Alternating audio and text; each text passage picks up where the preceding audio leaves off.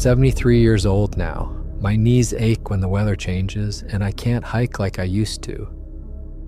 But there's something I've been carrying with me for over 40 years, something that weighs heavier than any physical burden, and I think it's time someone else knew about it before I'm gone.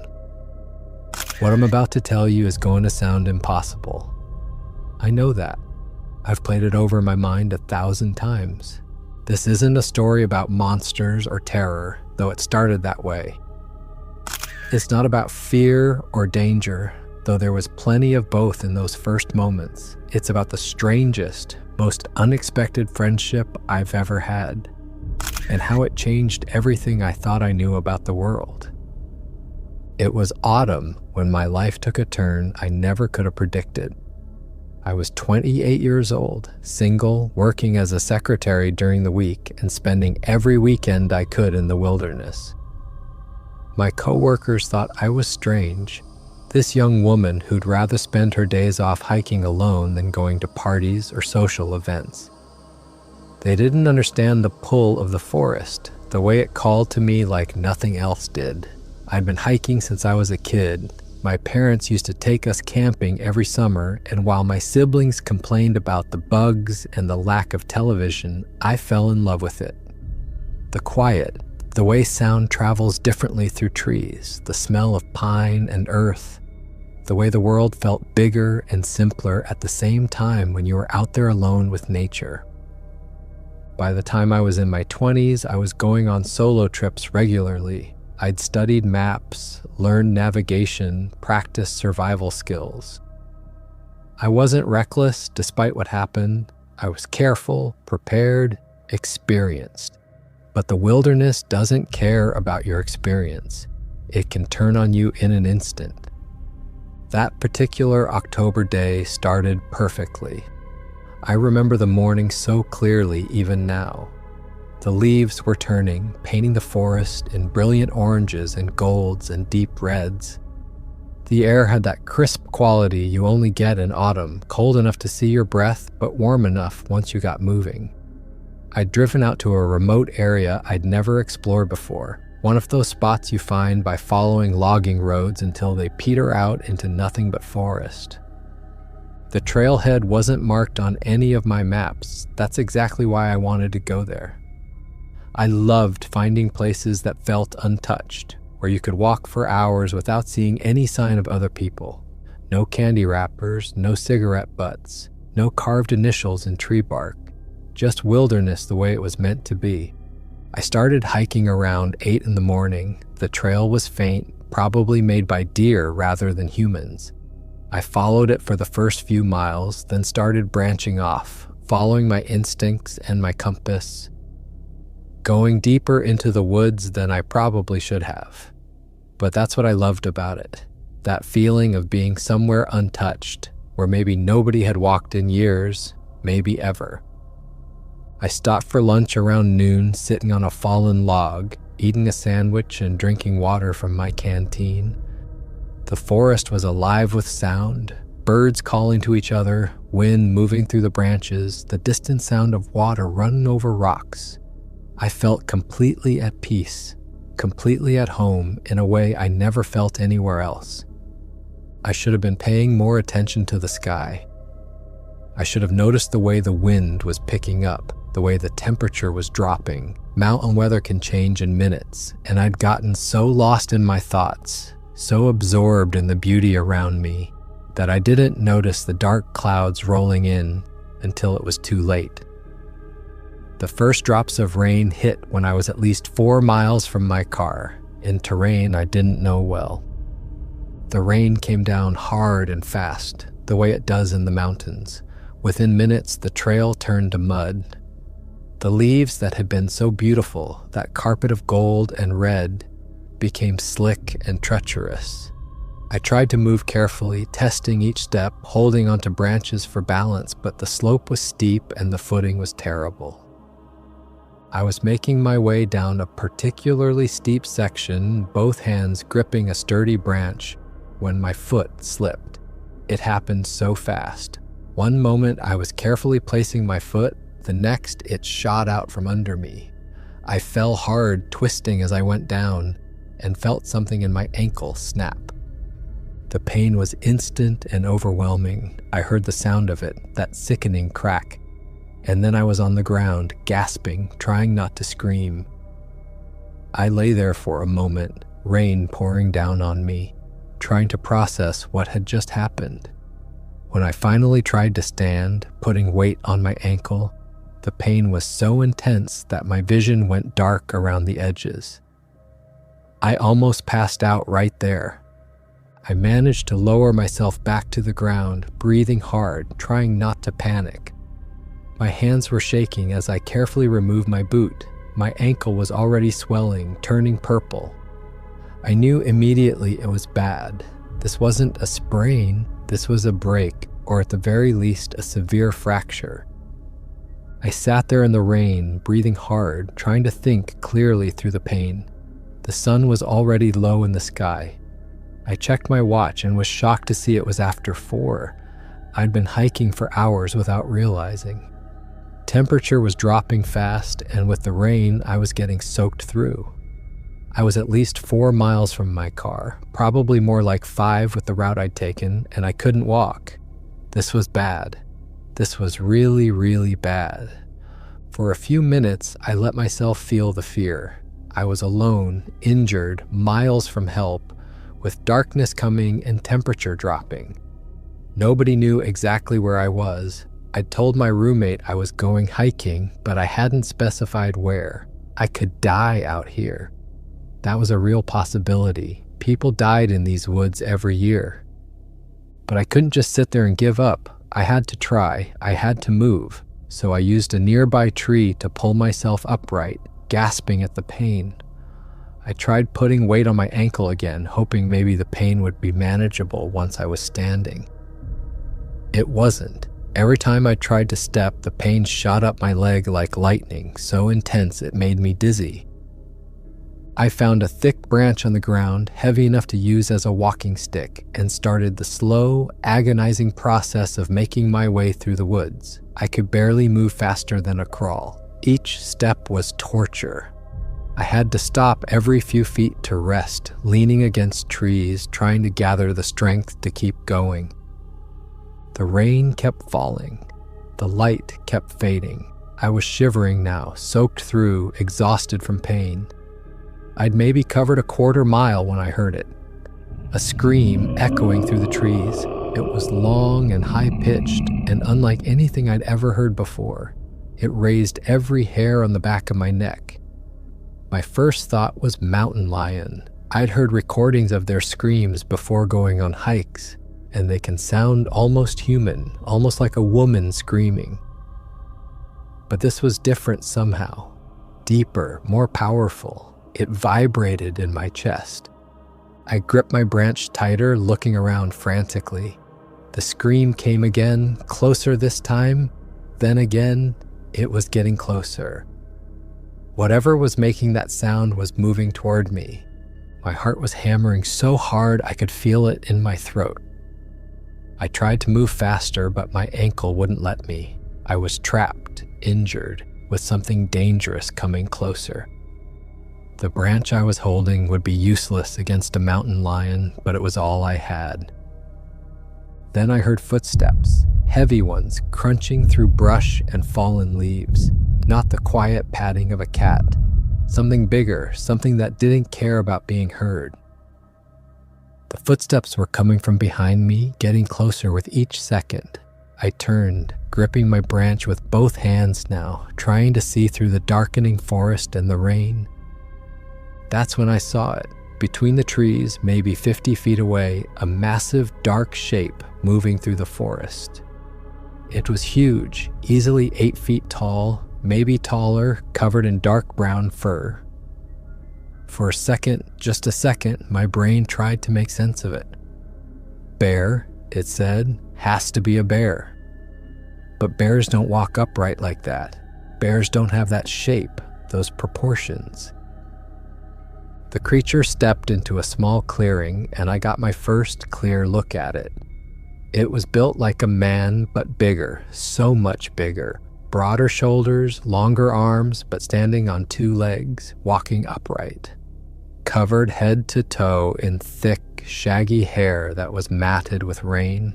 Its face was dark, partially hidden by the shadows in the rain, but I could see its eyes. They were looking right at me. I screamed at it. I don't even remember what I said. Something like, "Stay back," or "Get away." My voice was shaking so badly I could barely get the words out. I held up my branch like it would make any difference against something that size, something that could probably snap me in half without effort. It didn't run away. That's what terrified me most in that moment.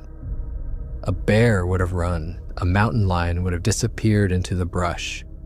But this thing, this impossible creature, just stood there looking at me. Then it started walking toward me. Slowly, deliberately, like it wasn't afraid of me at all, like it was curious. I backed away, still holding the branch, still yelling. My foot caught on a root, and I went down hard, landing flat on my back. The impact knocked the wind out of me. The branch flew out of my hands. I closed my eyes, gasping for air, waiting for whatever was going to happen next, waiting for claws or teeth, for pain, for the end.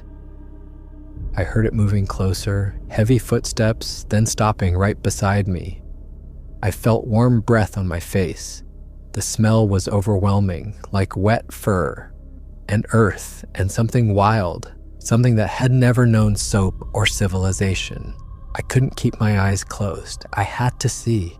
I had to know what was about to happen to me. I opened my eyes. The creature was crouched beside me, its massive body hunched over, its face maybe 2 feet from mine. In the fading light, I could see its features clearly for the first time. Its face was broader than a human's. The skull shape different, covered in shorter hair that revealed the contours underneath. Its nose was flat, broad, its brow heavy and pronounced. But its eyes, those were what stopped my heart. They were dark, deep brown, almost black, but there was something in them. Intelligence, awareness. It wasn't looking at me like a predator looks at prey. It was looking at me like one person looks at another. Then it did something I never expected, something that changed everything. It reached out one massive hand toward me, slowly, carefully, palm up. The gesture was unmistakable. It was offering to help me stand. This impossible creature, this thing that shouldn't exist, was reaching out to help me. I stared at that hand for what felt like forever, but was probably only a few seconds.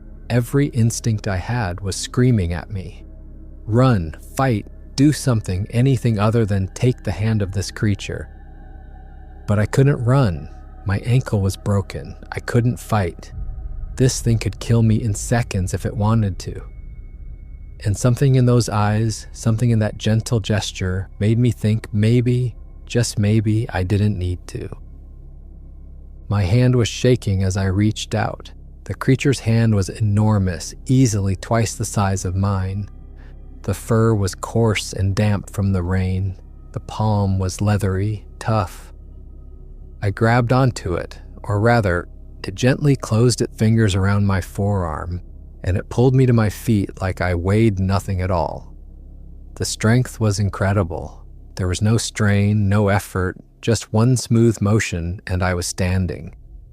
Before I could even try to stand on my own, before I could test whether my ankle would support me at all, the creature made a decision. It slipped one arm under my legs and the other behind my back, lifting me up into its arms. I was too shocked to struggle, too confused to even think about fighting. It cradled me against its chest, adjusting its grip to hold me securely, and started walking through the forest.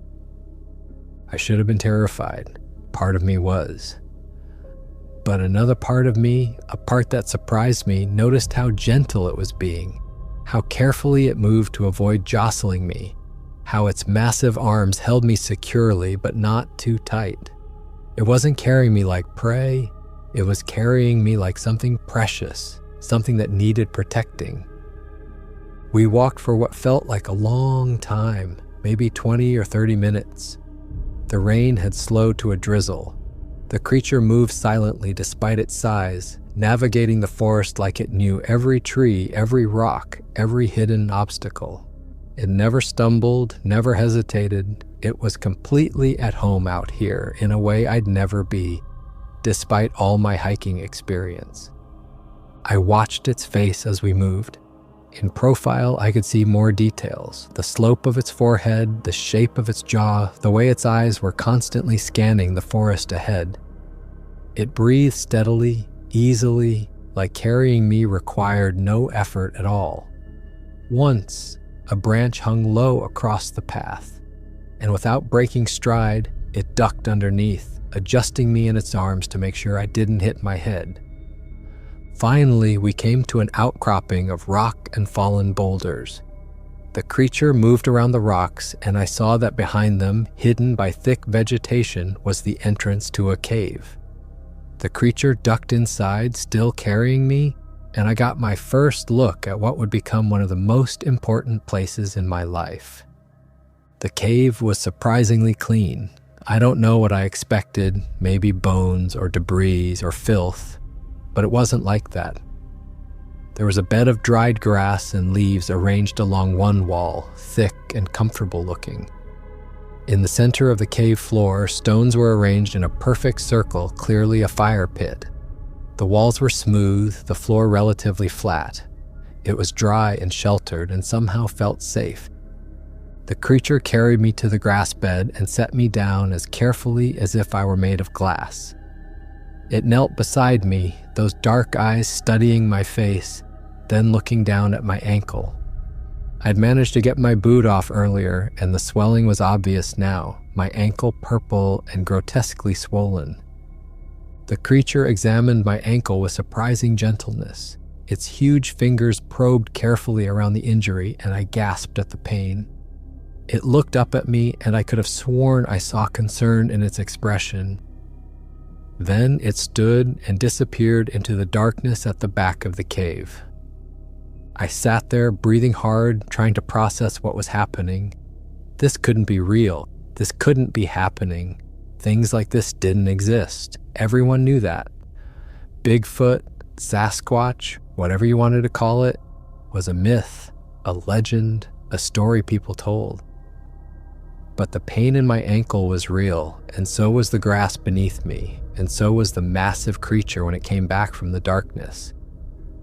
It was carrying armfuls of large leaves, the kind that grow near streams, and what looked like mud mixed with something else, crushed plants maybe.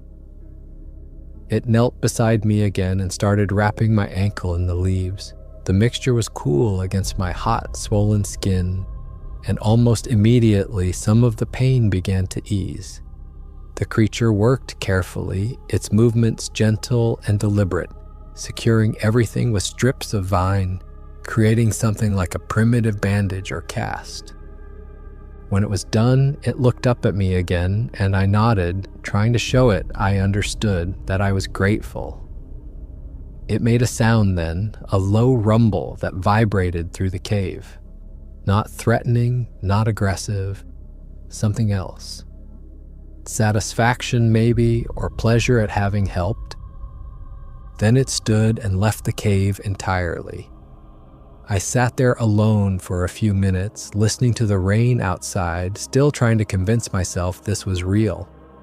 The creature returned carrying more things, berries, roots, and 3 fish, fresh fish, probably from a nearby stream. It laid them out in front of me like an offering, like it was presenting me with a meal. I picked up the berries and ate them gratefully. They were wild blackberries, perfectly ripe, sweet and tart.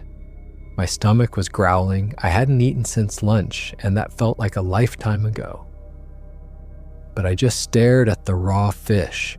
I was hungry, desperately hungry, but not enough to eat raw fish. Not yet. I tried to communicate what I wanted. I gathered some small sticks from the cave floor, the driest ones I could find, and tried to mime what I was doing.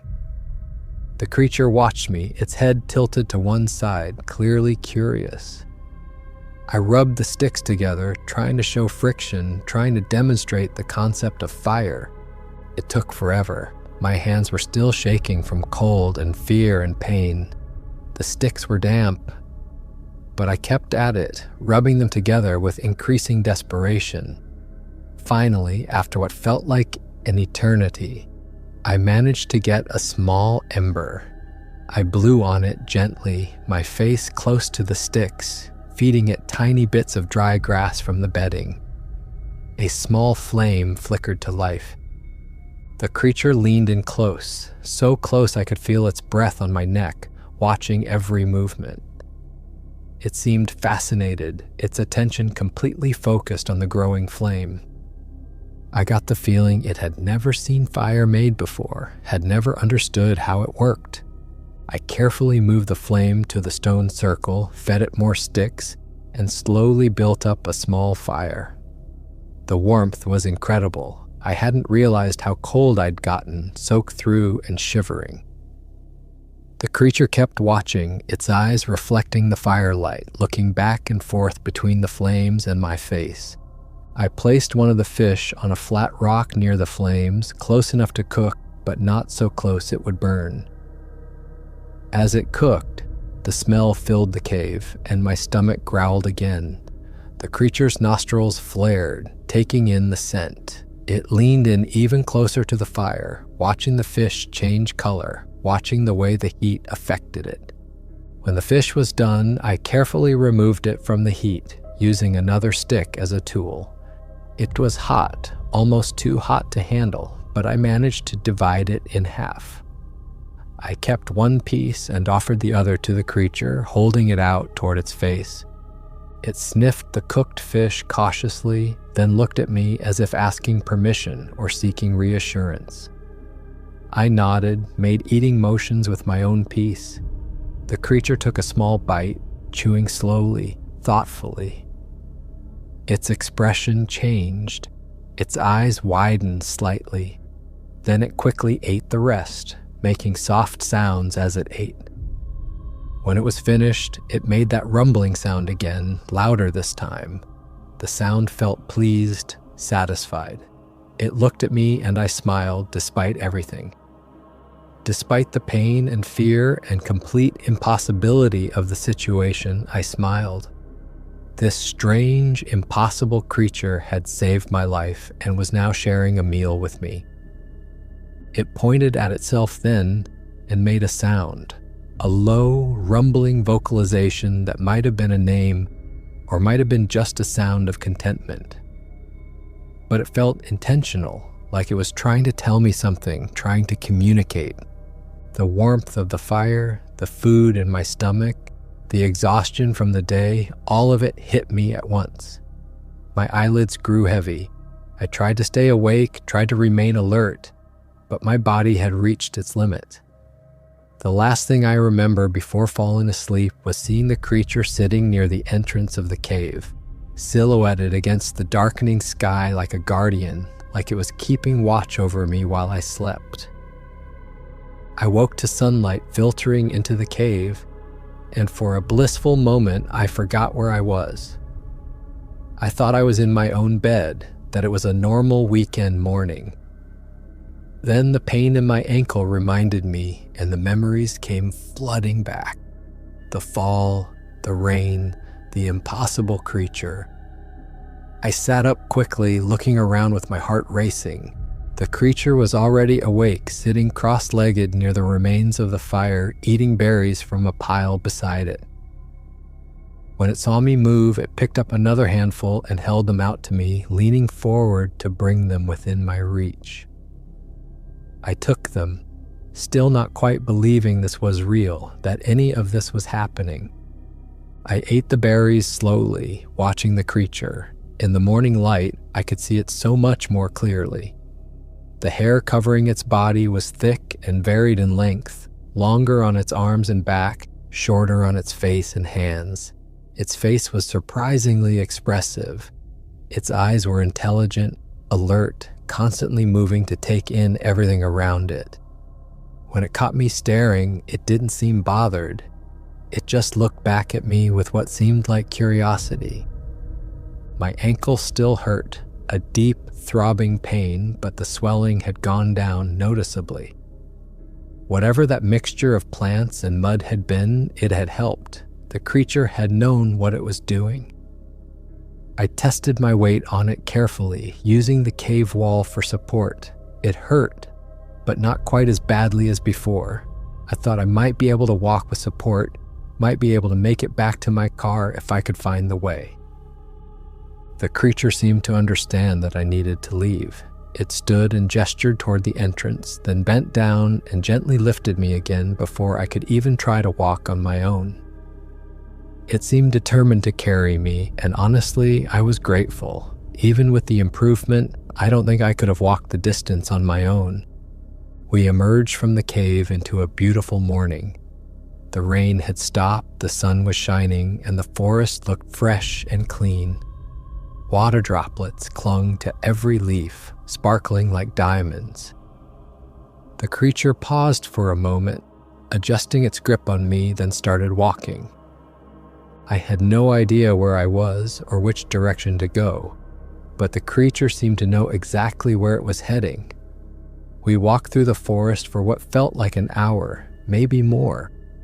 I watched the landscape pass by, tried to memorize landmarks, but everything looked different from this height, from this perspective.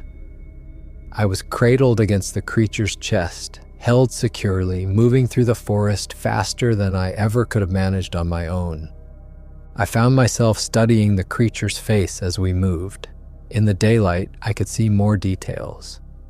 The hair on its face was shorter than on the rest of its body, revealing features that were surprisingly expressive. Its brow would furrow when navigating difficult terrain, like it was concentrating. Its eyes would scan the forest constantly, alert for any danger. Its lips would press together when moving through particularly thick brush, like it was being careful not to let branches snap back and hit me. There was an intelligence there that was undeniable. This wasn't just a smart animal like a dolphin or a chimpanzee. This was something different. Something that thought, that planned, that understood cause and effect in complex ways. It had saved me, sheltered me, fed me, treated my injury. Those weren't instinctive behaviors, those were choices. Finally, we reached a trail I recognized. The main trail I'd been planning to take the day before I'd wandered off exploring and gotten myself lost and hurt. The creature walked right up to the edge of the trail, then carefully, gently set me down. I stood there, testing my ankle, making sure I could support myself. The creature stood beside me, watching, ready to catch me if I fell. When I was steady, I turned to look at it, not sure what to say. How do you thank someone, something, for saving your life? What words could possibly be adequate? I tried anyway. I stammered out my gratitude, knowing it probably couldn't understand the words, but hoping it might understand the tone, the emotion behind them. I told it thank you, over and over, my voice thick with tears I was trying not to shed. The creature looked at me for a long moment. Then it raised one massive hand in a gesture I recognized immediately. A wave, a clear, deliberate wave goodbye. The kind you'd give to a friend. It held my gaze for another second, then turned and walked back into the trees. I watched it disappear into the shadows, watched until I couldn't see any trace of it anymore. It moved silently, vanishing into the forest like smoke, like it had never been there at all. I stood there for a few more minutes, just staring at the spot where it had disappeared, trying to process everything that had happened. Then I turned and started the slow, painful process of limping back to my car.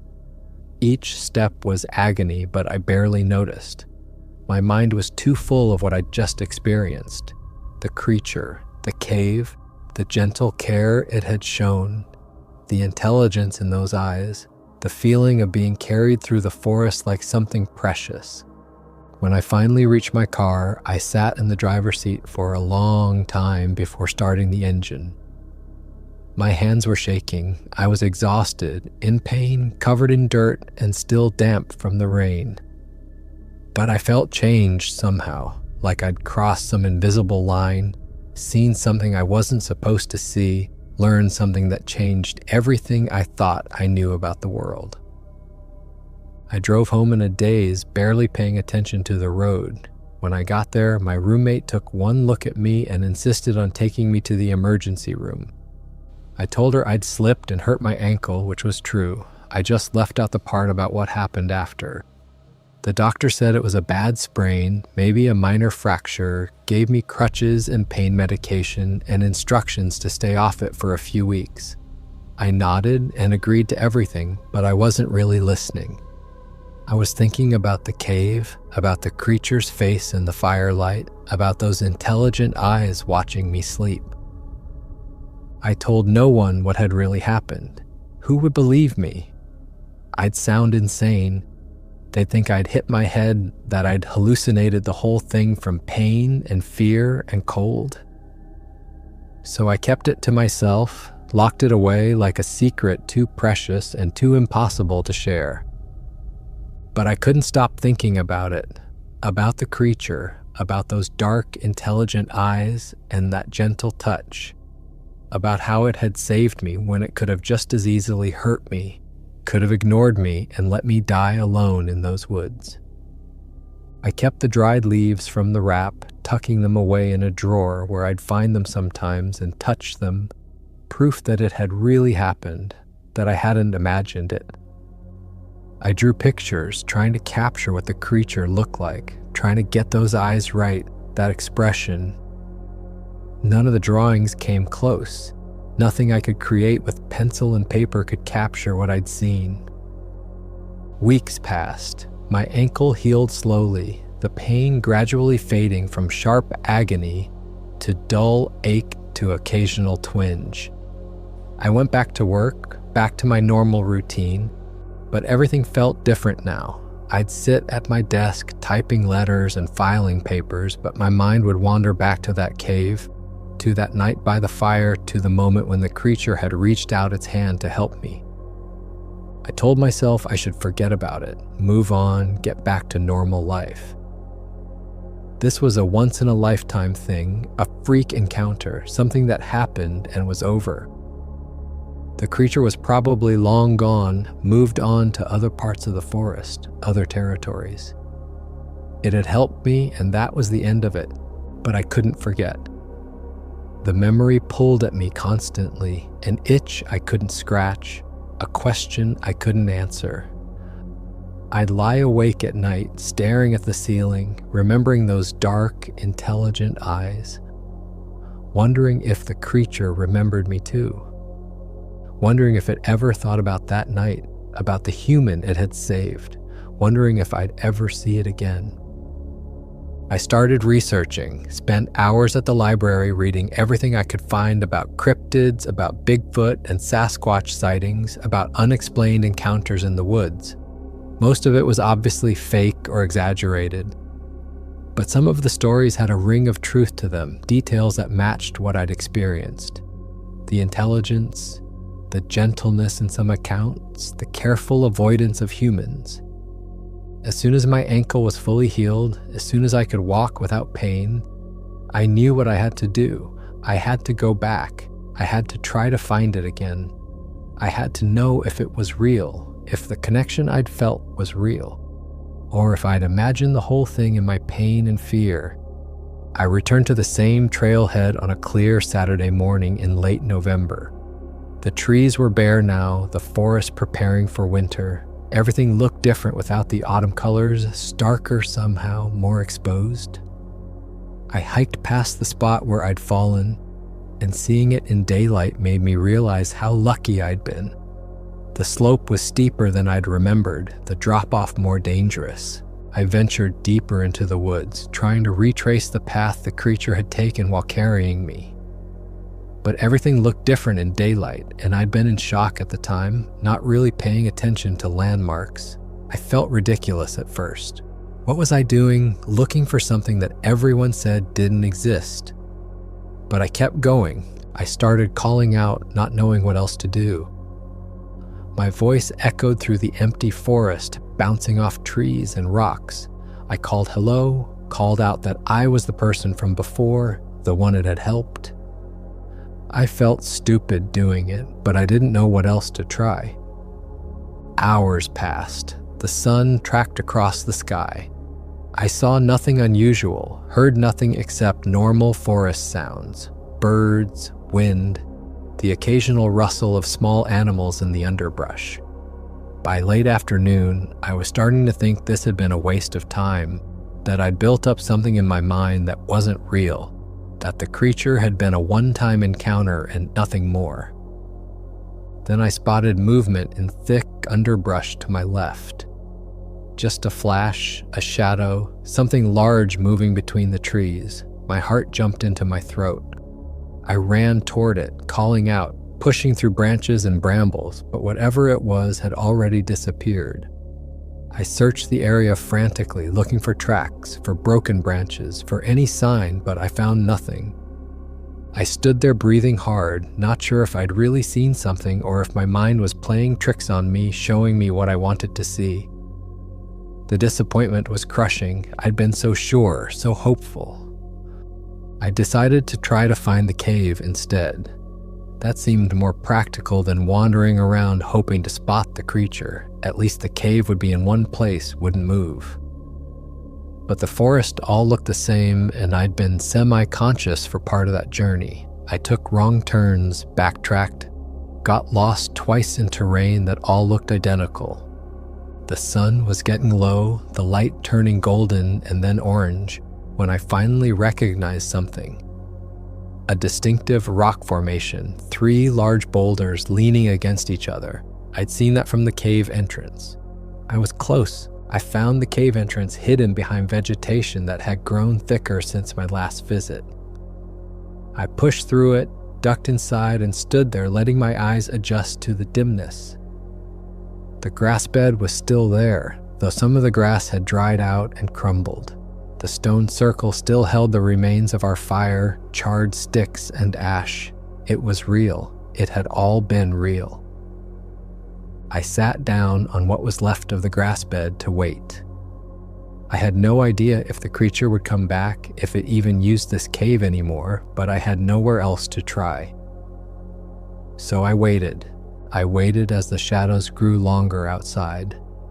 As the light shifted from gold to orange to purple to deep blue, the temperature dropped and I wrapped my jacket tighter around myself. I'd almost given up, was about ready to accept that this had been pointless when I heard them. Heavy footsteps approaching fast, moving quickly through the brush outside. My heart started racing again, this time with hope. Then the creature burst into the cave entrance. But it wasn't the same as before. It didn't look happy to see me. Its teeth were bared, showing huge canines I hadn't noticed before. It was making a sound I'd never heard, something between a growl and a roar. Its whole posture was aggressive, threatening. It looked angry, dangerous. This wasn't the gentle being that had saved me. This was something that could kill me in seconds. I screamed and threw my hands up, pressing back against the cave wall, making myself as small as possible. The creature stopped mid-charge, maybe 10 feet away. It stared at me, its head tilting to one side, the aggressive posture starting to fade. I could see confusion in its expression now, like it was trying to figure something out. Then recognition hit. I could see the exact moment it remembered who I was. Its whole body relaxed. The bared teeth disappeared. It made a different sound now, questioning, almost confused, like it was asking what I was doing there. I laughed, relief flooding through me so intensely it made me dizzy. It remembered me. It knew who I was. This wasn't just a random encounter, wasn't just an animal that had helped me once and forgotten. It had remembered. I'd brought a backpack full of different foods and items, things I thought might interest the creature or help it understand I came in peace. I pulled them out one by one, slowly, carefully, showing each item to the creature. bread wrapped in plastic, a chunk of cheese, a bright red apple, a sleeve of crackers. Each time I pulled something out, the creature would lean in to examine it closely. It took each item from me carefully, sniffing them thoroughly, turning them over in its huge hands. The bread fascinated it, the soft texture so different from anything in nature. The cheese made it wrinkle its nose, but it tasted a small piece anyway. But the apple, that was the winner. It bit into it, and its eyes widened, and it quickly ate the whole thing, core and all, seeds and stem included, making pleased sounds the whole time. Then I pulled out paper and colored pencils, something I'd brought on a whim, not really sure why. I drew a simple stick figure on the paper, then handed one of the pencils to the creature. It held the pencil awkwardly at first, the small tool looking absolutely tiny in its massive hand. It looked at the pencil, then at me, then at the paper, clearly trying to understand what I wanted. So I drew another figure, this time taking my time, showing it how the pencil made marks, how you could create images with it. The creature watched intently, leaning so close I could feel its breath on my hands. Then, slowly, carefully, it started making its own marks on the paper. At first, they were just random lines the pencil held too tight or not tight enough. But it learned quickly, adjusting its grip, controlling the pressure. After a few minutes, a shape started to emerge. It was crude, the lines shaky and uneven, but it was unmistakable. Two figures, one large and one small, standing side by side. The creature had drawn us together. I felt my throat tighten, tears pricking at my eyes. This wasn't just a smart animal responding to stimuli. This was a thinking being, a creature that understood abstract concepts like friendship, that could represent ideas through symbols, that wanted to communicate something meaningful to me. It had drawn us together. It understood what I was trying to do here, why I'd come back. My heart swelled with something I couldn't quite name. Wonder, maybe, or gratitude, or the beginning of something deeper, a connection that transcended species, that existed in a space beyond words. That second visit was the first of many. I started coming every few weeks, whenever I could get away. Sometimes the creature was there when I arrived, sitting at the cave entrance like it was waiting for me. Sometimes I'd wait for hours before it appeared, emerging from the forest like a shadow becoming solid. I learned its schedule eventually, learned that it seemed to range over a large territory, but that it returned to this cave regularly, like it was home base. I brought different gifts each time. Books with colorful pictures, thinking maybe the images would interest it. Bright fabrics in different textures, silk and wool and cotton. Simple tools like a hand mirror and a comb. Various foods, always trying new things to see what it liked. The creature always seemed excited to see me, making that pleased rumbling sound I'd come to recognize, its whole body language expressing welcome. Over time, I taught it more about fire building, showed it different methods, different materials, how to control the size and heat. The creature was an attentive student, practicing techniques until it could reliably start fires on its own. It was fascinating to watch it learn, to see the moment when a concept clicked and understanding dawned in those intelligent eyes. It taught me things too, showed me which plants in the forest were edible and which were poisonous, demonstrated which leaves had medicinal properties, which roots could be eaten raw, which berries were safe. It would take my hand and lead me through the forest, pointing out different plants, making specific sounds for each one. I started to learn its language, or at least parts of it, started to understand what different vocalizations meant. I watched how it moved through the forest and tried to learn from it.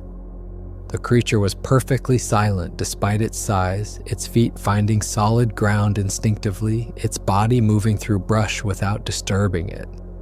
It left almost no trace of its passage.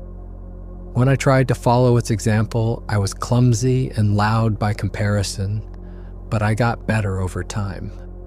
The creature seemed fascinated by my human items, especially anything technological.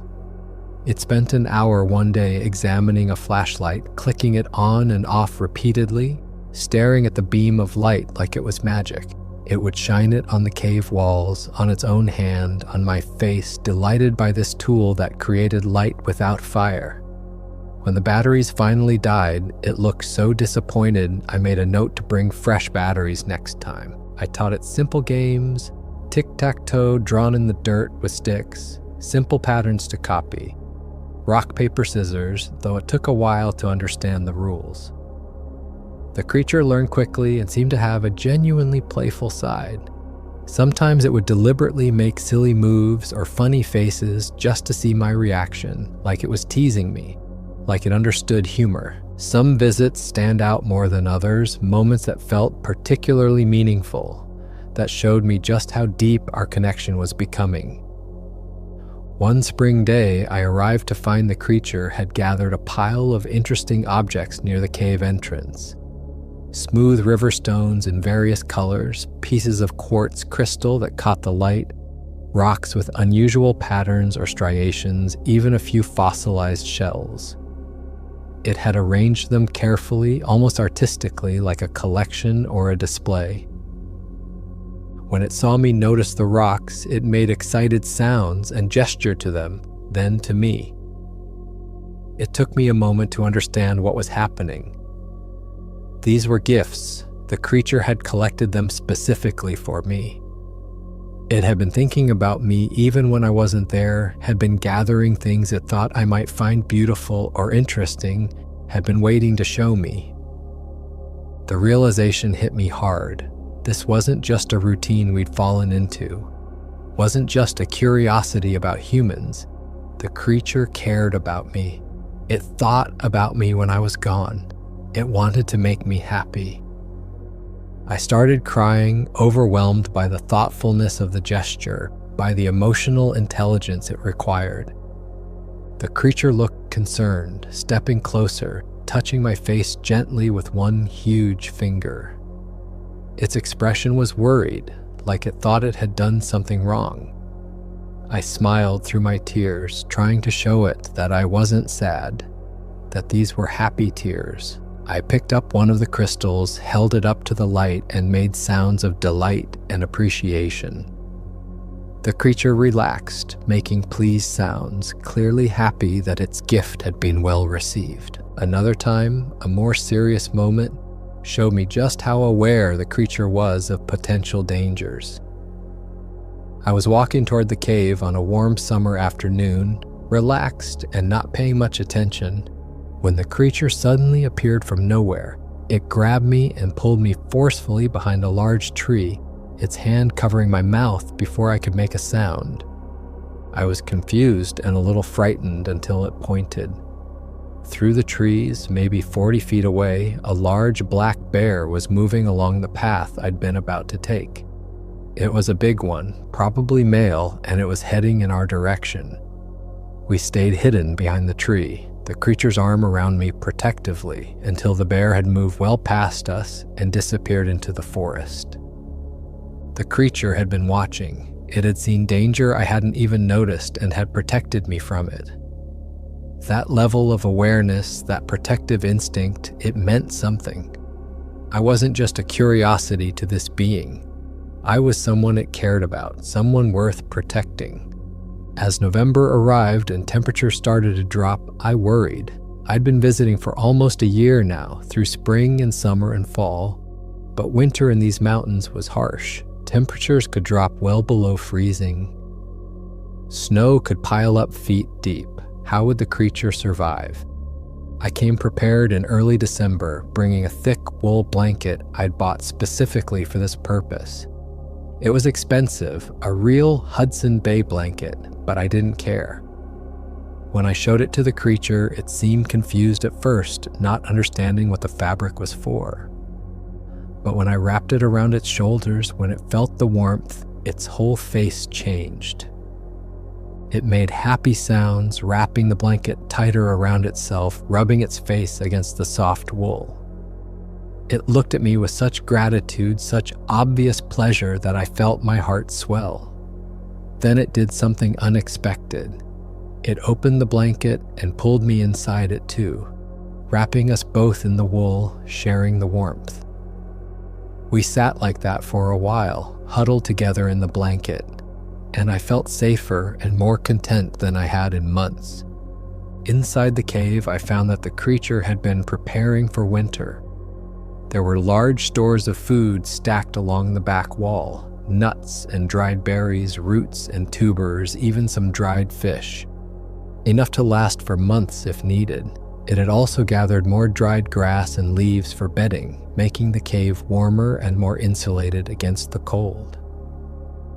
On one particularly cold visit in mid-December, I brought a thermos of hot soup. The creature sniffed it suspiciously when I unscrewed the cap, steam rising into the cold air. It didn't understand at first, had never encountered warm liquid like this.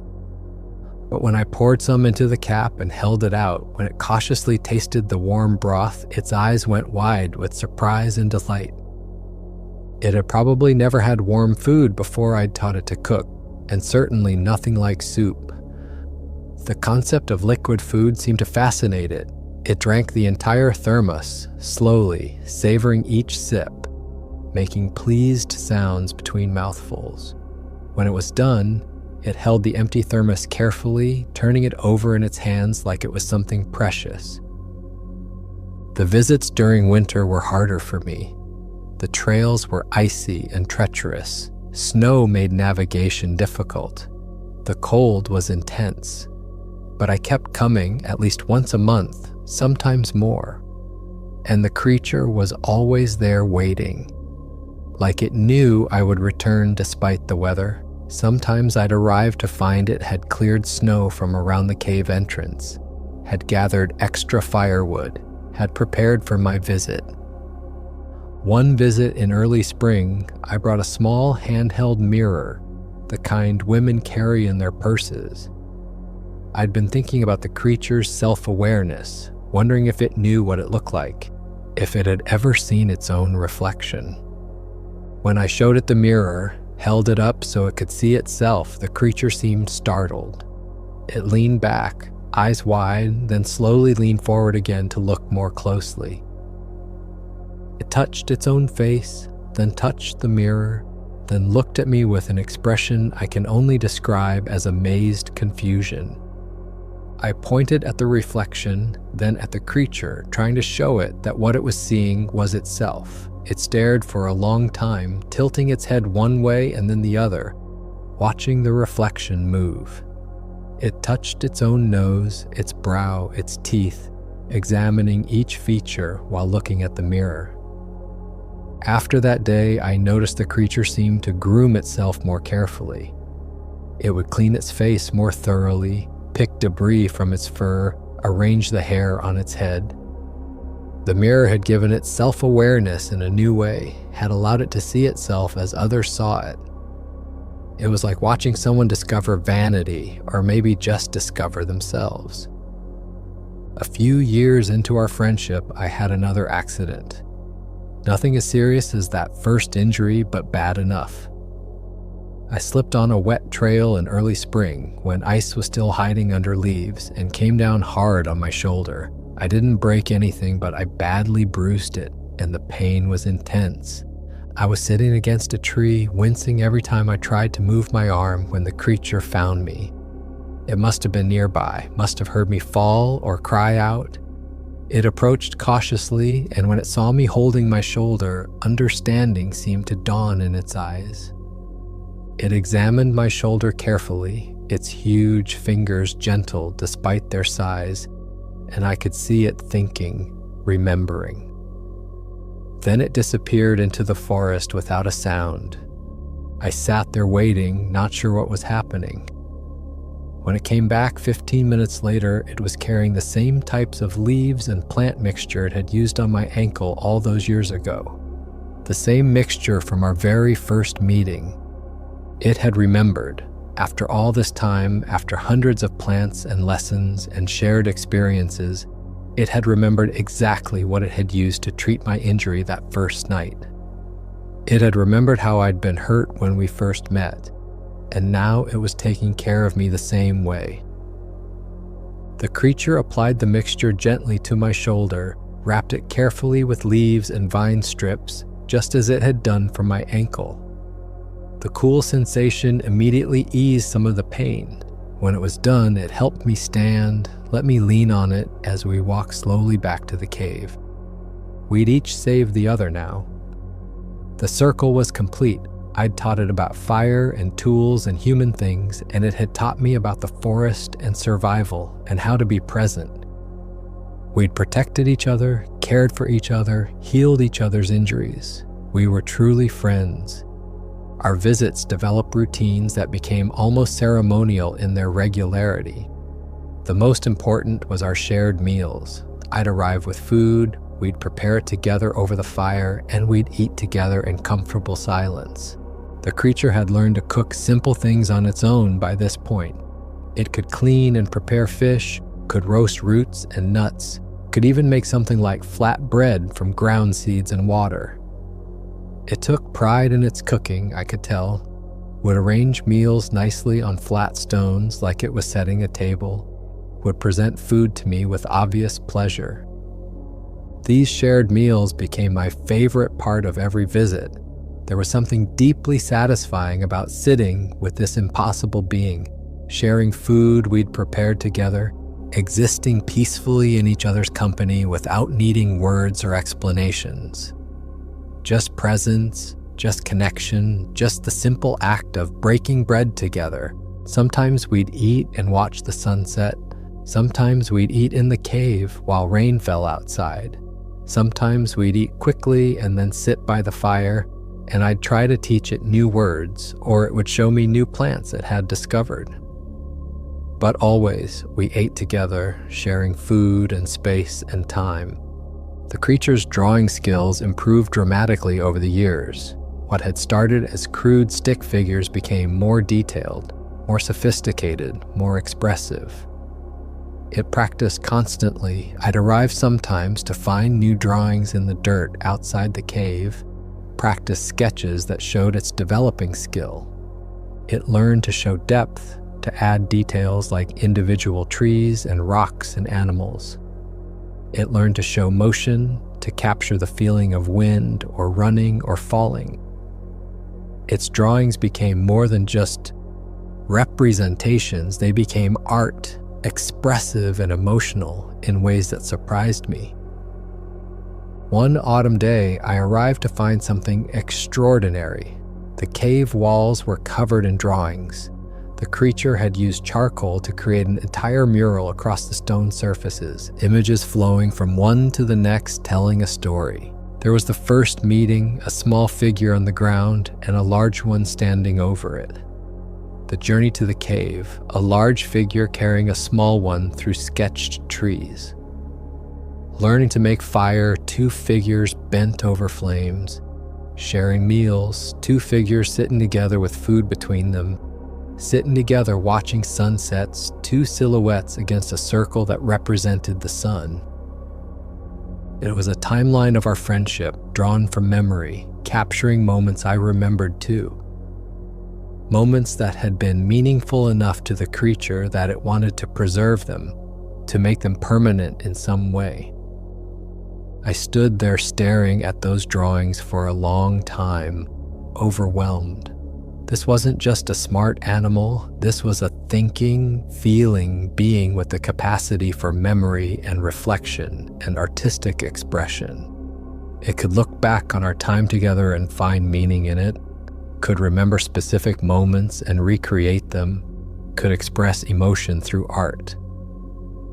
The creature stood beside me, watching my reaction. When I turned to it with tears in my eyes, it touched my face gently. That same concerned gesture it always made when I cried. I smiled and tried to show it how moved I was, how much the drawings meant to me, how grateful I was that our friendship had meant enough to it to capture this way.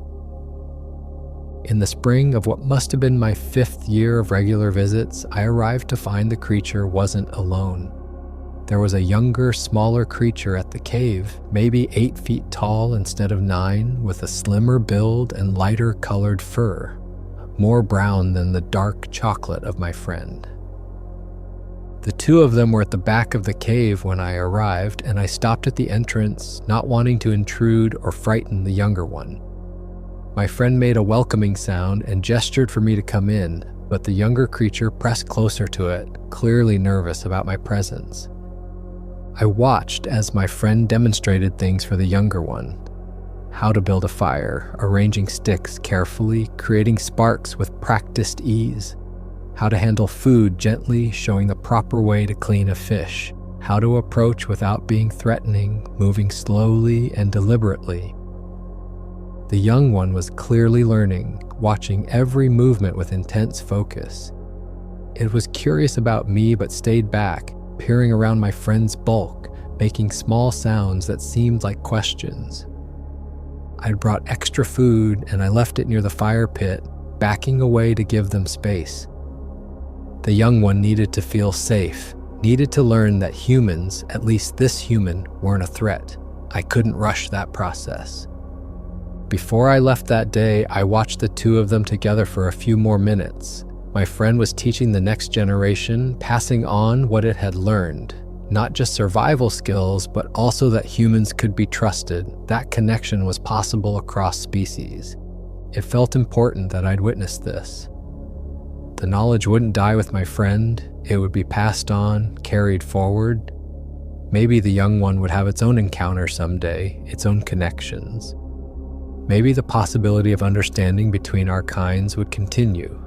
I'm not sure how I knew, but something told me that one particular visit in late fall would be special. Maybe one of the last times I'd be able to make the hike regularly. I was in my early 60s by then, and while I was still active and healthy, I could feel age catching up with me. The hike took longer than it used to. I had to rest more often. My knees ached in the cold. I'd been saving something for the right moment, and this felt like it. I brought a locket, a silver locket on a chain, with a photo inside. It was a picture of myself from when we'd first met, 30-some years ago now. My hair had been different then, darker and longer. My face had been younger, unlined. But it was me. I showed the locket to the creature, opened it so it could see the photo clearly. It examined the picture with great care, its huge finger touching the tiny image gently. Then it looked at me, comparing the image to my current face. Its eyes moved back and forth, photo to me to photo.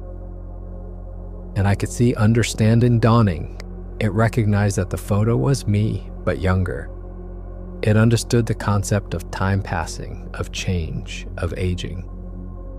The creature looked at me for a long moment, and there was something in its eyes that made my throat tight. Sadness maybe, or understanding, or acceptance of something inevitable. We were both getting older. Our time together wouldn't last forever. Then the creature stood and disappeared into the back of the cave, moving with purpose. It returned, carrying something wrapped carefully in large leaves tied with thin vines. It handed the bundle to me with great ceremony, making soft sounds that seemed important, meaningful. I unwrapped it slowly, carefully. Inside was a stone, perfectly smooth, worn by water over countless years. It was palm-sized, oval-shaped, blue in color, with natural markings and striations that almost looked like a face, like someone had carved features into it, though I knew they were just patterns in the rock, coincidence and erosion creating something that looked intentional. The stone was beautiful in its simplicity, and I knew immediately that the creature had been carrying this for a long time, waiting for the right moment to give it to me. Maybe years, maybe since we'd first become friends. It had been saving this for when it mattered most. I looked up at the creature with tears in my eyes. It touched my face gently, wiping away a tear with one finger. I pressed the stone to my chest, then held it out to show I understood how precious it was. how much the gift meant. I found a cord in my pack and strung the stone on it, wearing it around my neck immediately. The creature made pleased sounds, touching the stone where it rested against my chest, seeming satisfied that I would keep it with me. I'm wearing that stone right now as I tell you this story. I've worn it every day for the past 12 years. It's warm against my skin, smooth from constant touch. Sometimes I hold it and remember those dark, intelligent eyes, that gentle touch, that feeling of connection that transcended everything I thought I knew about the world.